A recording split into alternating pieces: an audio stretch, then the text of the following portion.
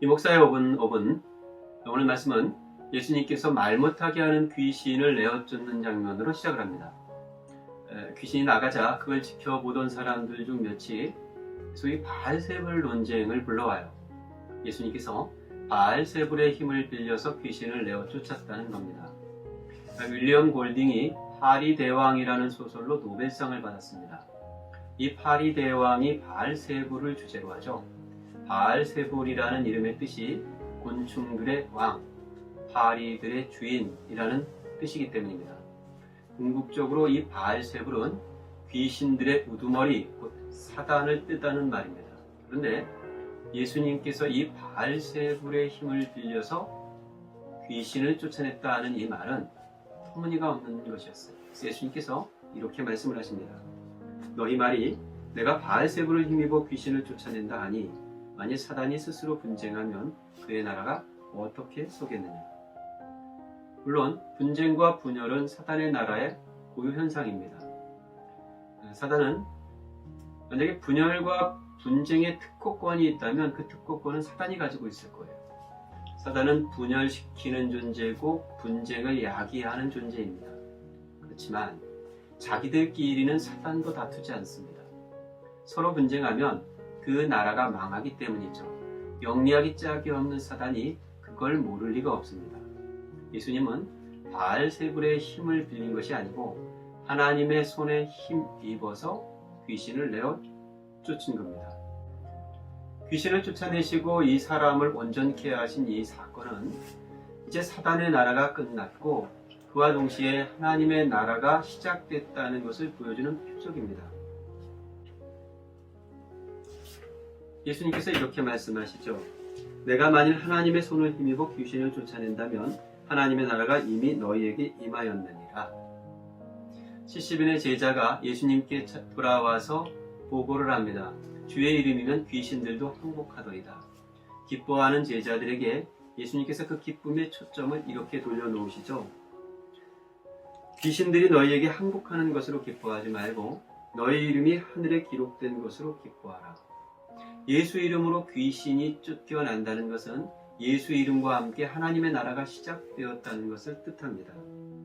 그 나라의 이름이 올려진다는 것, 그것보다 더 큰 기쁨이 없다는 말씀인 거죠.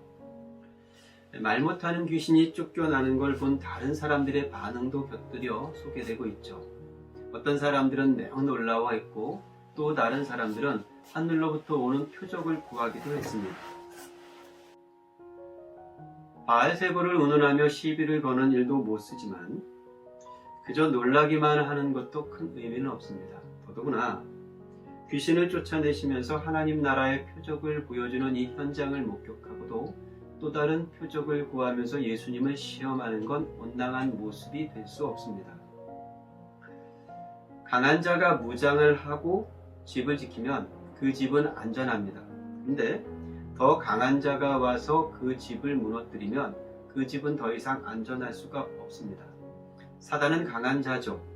그래서 사단의 나라와 그 질서를 따라 살 때 보장받는 안전이라는 게 있습니다. 그 안전을 보장받으려고 파리 대왕의 집 안에 들어가 살고 싶어하는 사람들이 있습니다. 하지만 더 강한 자, 예수께서 오셔서 사단의 나라를 무너뜨리십니다. 그때는 사단의 나라와 그 질서, 그 집안에 들어 산다는 게 더 이상 안전을 보장받을 수 없는 일이 되어버립니다. 하나님의 나라가 임했기 때문이죠. 예수님께서 광야에서 시험을 받을 때 사단이 찾아와 유혹한 세 가지, 그게 다 안전 보장에 관한 것이었습니다.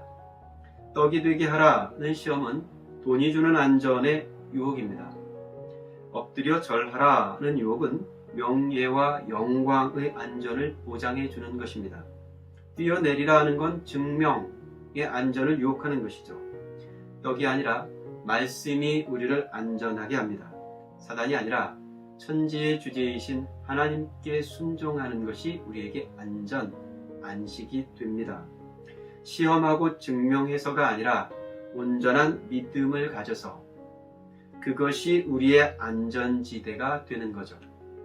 예수님께서 하나님 나라의 안전지대를 우리에게 보여주셨습니다.